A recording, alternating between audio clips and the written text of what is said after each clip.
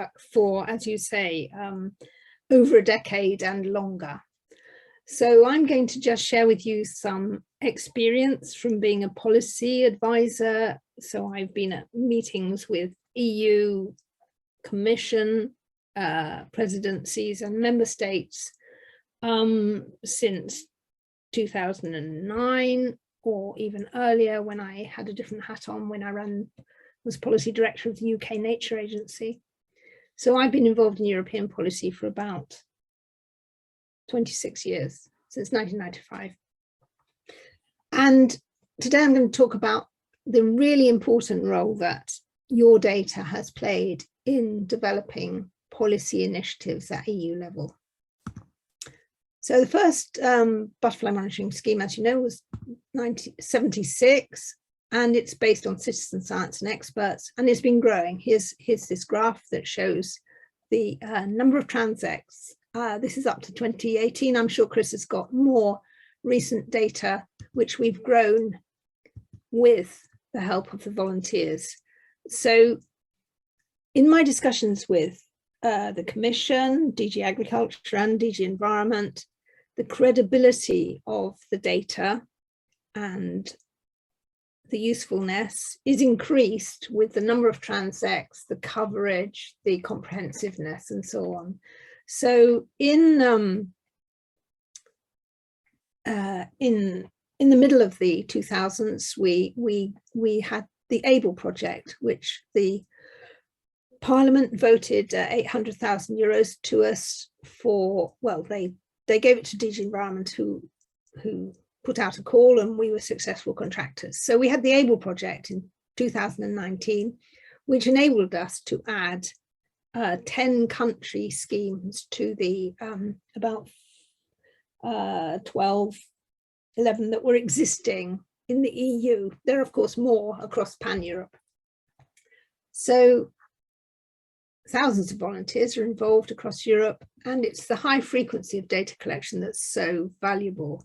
So it's not just surveys intermittently, it's, as you know, frequent monitoring, repeated in the same places, and that is really, really valuable for trend analysis. And gradually we've increased the database, and we're now recording over 312 species.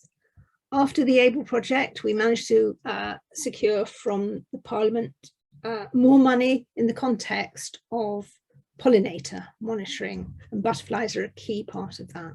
So that's the spring project that we are currently, task 1.1 of spring is really able to. So we now have 25 eBMS in 22 European countries, because in the last year, Christina and I and partners have worked together with the target countries that were missing from the network, and we just have to add Slovakia now, but we've otherwise got all the EU member states with eBMS in various stages of development. Some are very nascent, some are very established, and Slovenia is one of the bedrock. And the goal in Slovenia is to increase the number of volunteers, as Primož says, and to increase the number of transects, and possibly, I mean, this is perhaps for discussion, to make sure we're covering rare and threatened species as well as widespread butterfly species. So over 5 million observations across the network. These are data from 2020, nearly 1 million visits, nearly 11,000 transects, 17,000 kilometers. So a really impressive network, and it's the only global network of invertebrate data that we believe exists in the world. So and there have been hundreds, I think, Chris, of research papers based on the data that's been collected. There is bias in the data because, of course, it's mostly Western Europe. But that is what the projects we're involved in are correcting. So going back to policy making, the story begins, you know, as long ago as to the decade before 2010. And to policymakers who are not really entomologists, and they're not even ecologists. They're people who understand the law or public administration or whatever. And why are butterflies important to policymaking? We promote the idea that insects are a really important part of terrestrial wildlife, more than 50% of species. Our data shows they're declining faster than vertebrates and plants, and probably faster than birds. Chris could comment on that. They respond fairly rapidly to changes in habitat condition and unfortunately to climate change. There's loads of research on ecology. Distribution maps are very largely available, lots of life history knowledge. And we know that from adults to children, they capture the public imagination. And we've tapped into that through the citizen science monitoring schemes we have. And of course, policymakers recognize that both butterflies are intrinsically important, valued for their own sake, but they're also a proxy for the state of other pollinators. And in recent years, I have advocated for pollinators through EUBDS, through European discussions, because pollinators provide a service that's needed by the economy. So that's another lever to understand why butterflies, moths, bees, hoverflies are really important and not just nice to do. So the butterfly, what butterfly data has been used, I should turn that off. Sorry. So there are two sorts of data, one better quality than the other, really. Butterfly abundance data, which has been collected by you and our partners. And the story about the real leverage of butterflies on policy does begin in the decade before 2020, before 2010. Chris and Rudy and others worked together to develop, I think, the EU Grassland Butterfly Indicator.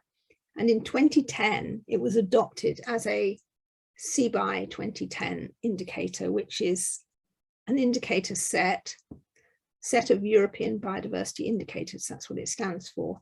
And they were accepted by DG Environment as indicators to help evaluate the EU Biodiversity Strategy 2010.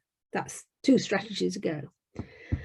And so in my discussions with the Commission and member states throughout the decade of 2010 onwards, I would raise the profile of the SEBI 2010 indicator, the Grassland Butterfly Indicator, whenever biodiversity policy was being discussed and when agriculture policy was being discussed. And people began to realize that there was a really poor situation for insects. And that was compounded more recently by the German nature study in German nature reserves about biomass, insect biomass, where severe declines of 75% in West German nature reserves was shown to have taken place over 25 years. As well as the Grassland Butterfly Indicator, of course, there is the legal obligation on member states to report every 6 years on Habitats Directive butterflies and their habitats and everything else listed in the Habitats Directive. That's called Article 17 results. And the quality of this data depends on whether it's underpinned by monitoring or whether it's just 6-yearly surveys, because basically they're supposed to show trends and status. But whatever the quality, it's better than for other elements of biodiversity apart from birds, where there is a good data set also based on citizen science. So together, the Grassland Butterfly Indicator and the Habitats Directive Article 17 surveys have influenced the implementation of the Natura 2000 network. They've influenced the EU Pollinators initiative, which I'll come on to. They've influenced both the EU Biodiversity Strategy 2020 and the current one, which was drawn up in the EU Biodiversity Strategy 2010 and the most recent one, which looks to 2030. They've also had some influence on CAP reform, although the agriculture lobbies are so strong that unfortunately we haven't had as much influence on agriculture as needed. So that's a battle still being fought. So here's the status in 2015, and Chris will no doubt show you the latest figures, but in 2015, we showed a very significant decline in grassland butterflies across Europe, nearly 40%.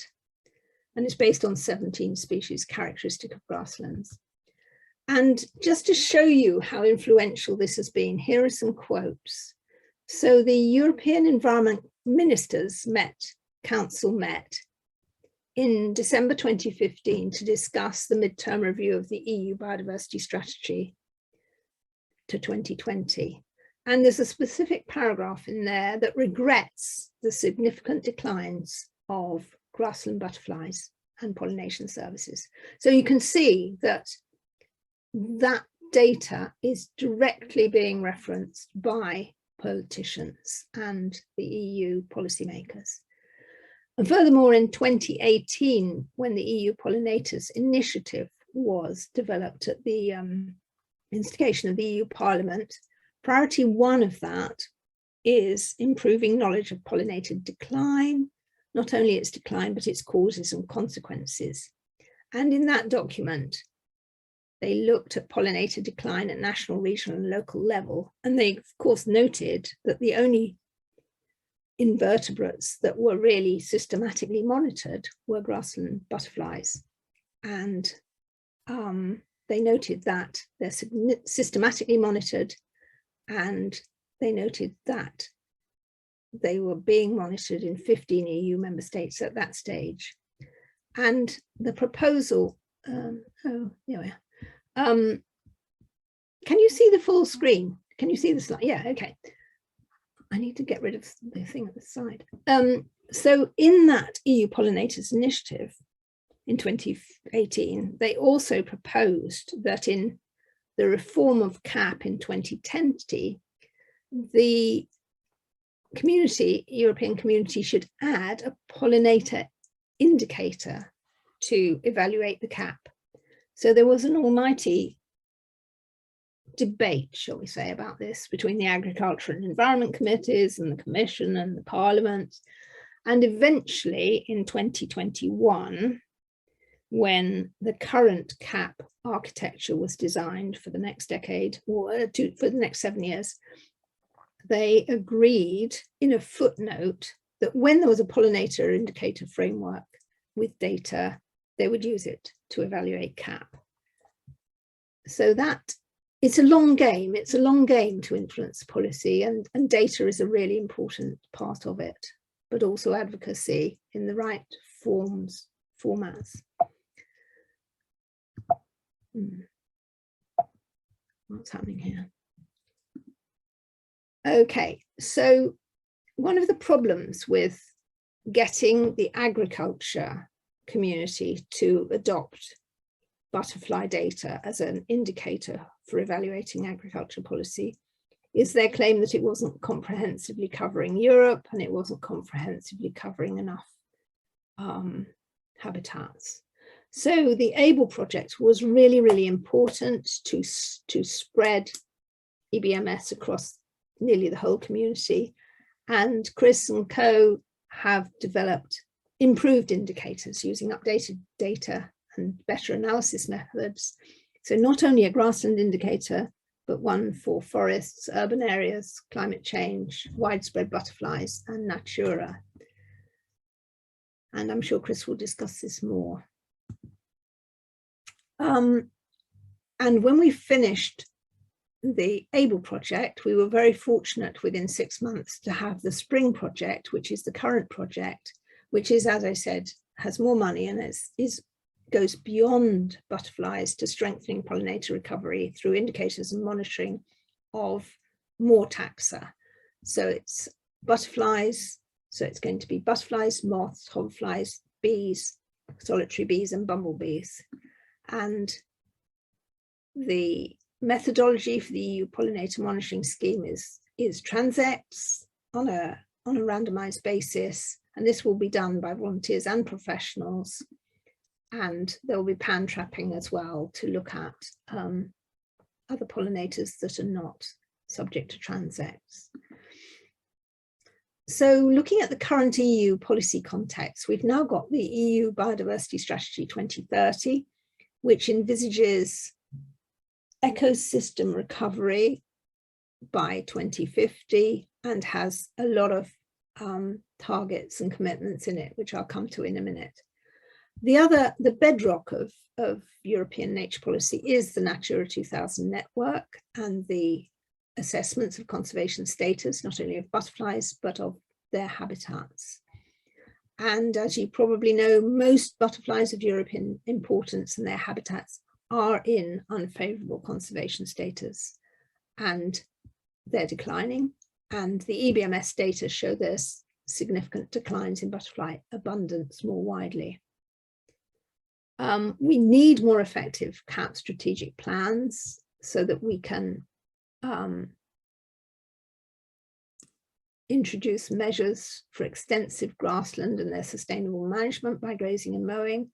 We can reduce future losses from ploughing, fertilization and eutrophication. The latter is really important driver and pressure in Western Europe. It's increasingly become apparent that pesticide use is detrimental, so there's a sustainable use of pesticides directive that's important. And we need restoration. And that's where the EU Biodiversity Strategy is more ambitious than previous strategies, in that it expects ecosystem recovery. And there is to be introduced a nature restoration law with binding targets for recovery. And that is due to be launched on the 22nd of June, 2022. There will then be a long process of argument about the draft and the obligations, which will no doubt include some monitoring obligations. The strategy also includes targets for reversing declines in wild pollinators, including butterflies, increasing the protected area network, where it's less than 30% of EU territory, and increasing strict protection, so that is apparent in 10% of EU territory. And it's not just paper parks. The realization that protected areas may exist on paper, but don't have management plans, don't have conservation objectives, and aren't being properly managed is inescapable now. And so the targets include improving management and monitoring. There is also targets to halt the deterioration of all habitats directed butterflies and improve 30% of the conservation status for habitats directive butterflies and other species and habitats. So just to look at the appalling state of habitats directed butterflies at EU level, green is good, red is bad, and yellow is pretty bad. So just to look at Slovenia, in the alpine zone, you've got 3 butterflies in unfavorable bad status, which are declining. And in the continental zone, you've got 5 that are in bad status and declining. In the Alps, you've got 4 that are inadequate and 5 that are inadequate. Both sets are declining. So things like Parnassius Apollo, Maclinia teleas, Oedipus, Arion, Nausitaus, they're all in a really bad state, and they're mostly grassland butterflies, but there's some woodland butterflies like Materna is also U1 declining. Morsii is U1 and declining in Slovenia, and as you see from the EU data, it's in a very poor state. So in policy terms, I and Aidan Whitfield promote management of forests closer to nature, forestry management, because that's important. Open rides, edges, and open spaces in woodland are really important to butterflies. Wet habitats like peat need re-wetting to support other wet meadow butterflies. And of course, grazing and mowing is really important for dry habitats, which are also in pretty bad status, according to the Article 17 reports. So last week, as Primoz said, Butterfly Conservation Europe and partners and DG Environment were fortunate enough to be able to get together with member state officials in a 2-day workshop at which we discussed the pledges that member states now need to make to the EU by the end of December 2022 on how they're going to meet the targets in the EU Biodiversity Strategy 2030. And the two that are really important to us are the status improvement target pledges, where they are required to prevent all deterioration for any listed habitat or species. So that includes the, I think you've got about, is it about 10 Habitats Directive butterflies in Slovenia? And they're supposed to improve through measures at least 30% of these. So as I said, they're mostly in non-favourable status, often with a declining trend. The expectation is also that several red-listed butterflies, which are threatened with extinction, will also have measures applied to them. So that's a really useful development beyond just the Habitats Directive. And it was very clear in the workshop that we had last week that member states do understand the importance of data, because they are going to be required for the first time to prove that they've made an improvement. So they can't just say we've taken action, but they're going to have some data. And that's why this was the first workshop with member states on species recovery in the light of the EU Biodiversity Strategy. And DG Environment chose BCE because we've got data, we've got NGOs active, we've got knowledge that we can share, and butterflies are a charismatic species. So all those things create an atmosphere in which member states could choose to profile butterflies in their pledges. They also, at the workshop, made clear that they thought butterflies were an umbrella species because they are, to some extent, a proxy for those other pollinators that require open habitats in particular. And pollination services have that economic benefit. So,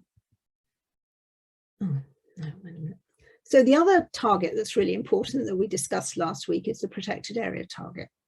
So I think Slovenia has got a very high level of protected area and Natura 2000 areas. I think it's the largest actually in the EU.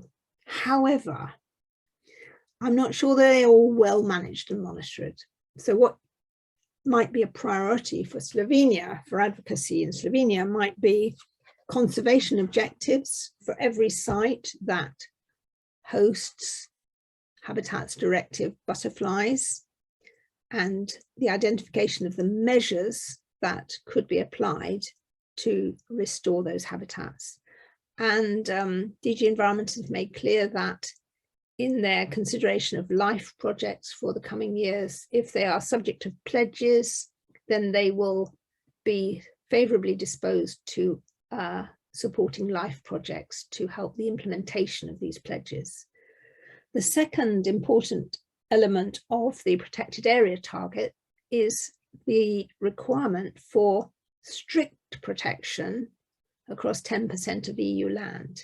And we had a long argument about this last year in the policy fora. It was originally strict protection was interpreted only as non-intervention areas for virgin forests and so on, just shut the door and leave them. But I and others argued strongly for strictly protected areas to include grasslands on the grounds that if you don't strictly protect them, they can be ploughed, they can be fertilized, they can be subject to eutrophication and so on, and you will lose the butterflies and the habitats. So after a long and arduous debate, the guidance from the EU is that strictly protected areas can include semi-natural grasslands. And I believe that at EU level, only 4% of EU land is currently strictly protected. So there's quite a lot of potential there. And there might be a future workshop in the context of the EU Biogeographic Zone seminars on how to do strict protection, but it's worth thinking about. The other thing is, as I said before, member states are required to fill data gaps, and they won't be able to get away with not, with lots of unknowns. You've only got unknowns for Habitats Directive, you've got unknowns for Arion in the Alpine, I think that's the, and also you've got unknowns for Lapinga Raheen and Coleus myrmidani. I don't know if you even have any of those. So there's a few data gaps that are absolutely glaring, and we circulated at the pledge event the complete breakdown of all the Habitats Directive Article 17 reports, so you can see where the potential is and can use that in your advocacy. So to sum up, the poor status of butterfly species and their habitats underlined by monitoring data from the eBMS and from Article 17 highlight the importance of improving management of existing protected areas. That means conservation objectives, management plans, measures, and funding and monitoring need to be included. The other thing is the possibility of expanding or adding to the protected area network, both to improve connectivity and to cover things like red listed species or species that are not part of the Habitats Directive.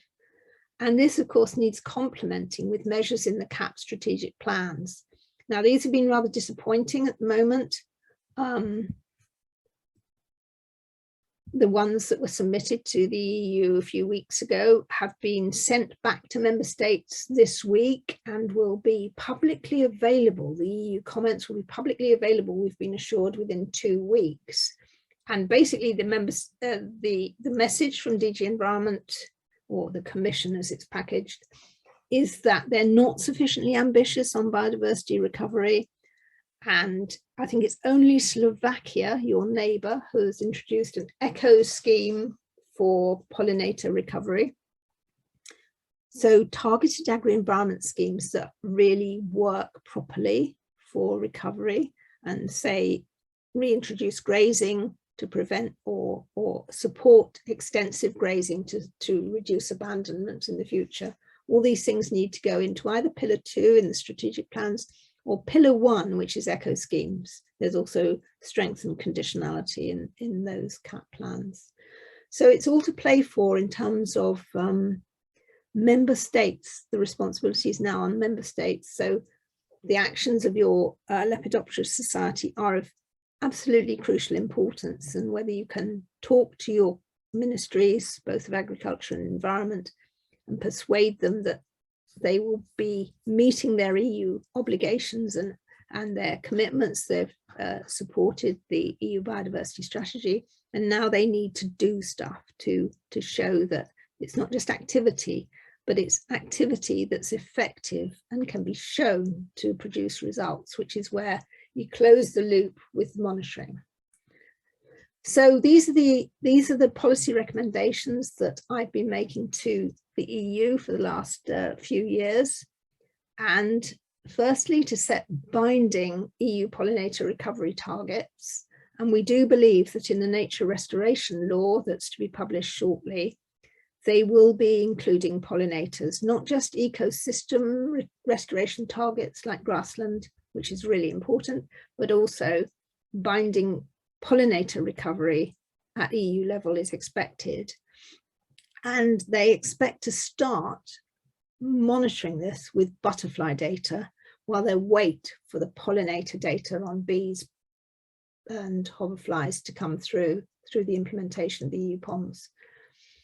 We're also advocating the use of eBMS data and indicators to, as I said, CAP strategic plans, forestry, urban and regional plans, Natura 2000 management plans and measures, prioritized action frameworks, which are the mechanism that member state governments use to identify how much funding they need for Natura 2000 favourable conservation status. And it started at a cumulative figure of €6 billion euros a year, and the latest paths add up, we think, to 12 billion. So the recognition that money is important here is coming, as well as involving stakeholders. So I don't know if you can get hold of your prioritized action framework for Slovenia, but it's a really important document that you can help to influence the revision of. The other thing is the new nature restoration law, which isn't on this slide, but when that is published, it will, as I say, have something about pollinator targets. We also need to support the rollout of the EU Pollinator Monitoring Scheme, which is the Spring project. And we need member states to invest at scale to reduce the adverse effects of intensive agriculture. There's a target on reducing pesticide use and nitrogen deposition. We need to reverse semi-natural grassland abandonment and restore abandoned meadows. And so I emphasize the importance of butterfly larval plant resources, the role of urban areas and open habitats in forests and woodlands. Climate action, of course, is an underlying threat. I mean, climate change is an underlying threat to butterflies and habitats. And there's some synergies here where if you look after semi-natural grasslands and wet peatlands, as well as woodlands, you can support carbon sinks so that the net effect of carbon emissions is reduced. But we do know that there's a lot of effects on butterflies, some good, some bad. So the other final strand of policy advocacy is monitor and report biodiversity outcomes and increase effective management and restoration. So that's a quick canter over the last 25 years of European policy and the interaction with butterflies and data. So I hope that's been helpful. Probably spoke a bit fast, which I'm sorry, but any questions, welcome.